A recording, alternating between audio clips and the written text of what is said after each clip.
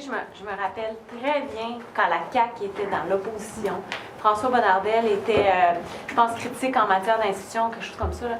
Puis il nous présentait des organigrammes à pu finir du ministère de la Santé en disant, vous voyez comment c'est risible, les couches de patrons, puis tout ça, puis ça n'a pas de bon sens. Dans la tête des gens, ça alimente le cynisme d'ajouter des cadres parce que les gens vont se dire, bon, il y en a là-dedans qui ne vont rien faire encore, alors qu'on devrait utiliser cet argent-là pour les soins directement. Qu'est-ce que vous répondez à ça? OK. Bien, j'aime beaucoup votre question, mais ça va me prendre 1 minute. OK? On est d'accord? Quand vous regardez l'organigramme du ministère, il faut faire la différence avec l'organigramme du réseau. Pour moi, c'est très différent. Quand vous regardez cette espèce de grand puzzle, de grand casse-tête, là, c'est toujours le ministère qu'on regarde.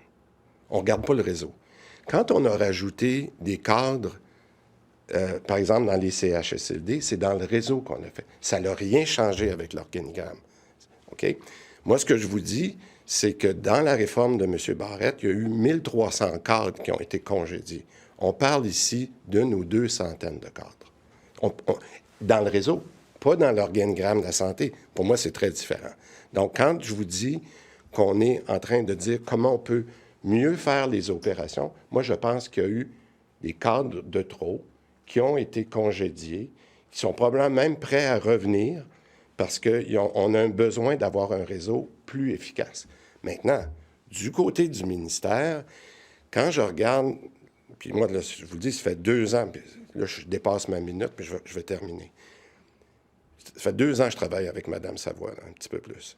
Puis je me rends compte que Mme Savoie, là, elle a 14 sous-ministres adjoints, puis elle a 30 PDG. Moi, j'ai jamais vu ça dans une organisation, une personne qui a 45, ce qu'on appelle des reports directs. Ça ne peut pas marcher. Alors, ce qu'on dit, c'est est-ce qu'il y a des postes au niveau du ministère qui pourraient même être envoyés aux opérations? OK? Première chose. Alors, c'est pour ça qu'elle dit, quand elle dit recentrer, ça n'a rien à voir avec une structure. C'est même de dire, est-ce qu'on pourrait prendre des choses? Parce que vous l'avez vu de l'organigramme. Moi, je pense que l'organigramme du ministère devrait être simplifié. Ça, c'est sûr. Ce que Bonnardel disait il y a quelques années, oui, c'est exactement... Mais là, on a l'expérience de dire, est-ce qu'il y a des postes, est-ce qu'il y a des fonctions au ministère qui devraient être envoyées dans le réseau? Comprenez-vous que vous devez combattre une perception? Parce que là, vous avez des gouvernements qui arrivent, qui disent « Il y a trop de cadres, on coupe du monde. » Puis là, d'autres gouvernements qui disent « On ajoute du monde. Ah non, on coupe du monde, on en ajoute. » C'est une perception aussi que vous devez combattre. Bien, écoutez, c'est pour ça qu'on le fait par étapes comme ça. Parce que je pense que où on peut agir, les gens l'ont vu, puis merci pour la question, les gens l'ont vu que quand on a rajouté les cadres dans les CHSLD, ça a fait une grosse différence. Pourtant, la CAQ, là, en 2014-2018, vous étiez dans le dégraissage de l'État. En 2014, c'était de couper 20 000 postes, puis en 2018, 5 000 postes.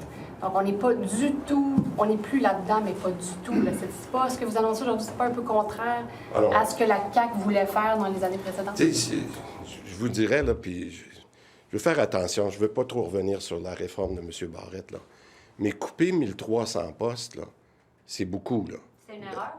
À mon avis, il y a des erreurs dans ça. Je ne vous dis pas qu'il n'y en avait pas de trop, mais entre 1300 puis 100 qu'on veut peut-être rajouter ou 200 qu'on veut rajouter, je pense qu'on n'est pas du tout dans le même registre. Moi, ce que je vous dis, c'est que l'exemple qu'on a fait dans les CHSLD de rajouter ces cadres-là pour être capable d'avoir une gestion de la proximité, demandez-le à tout le monde sur le terrain, là.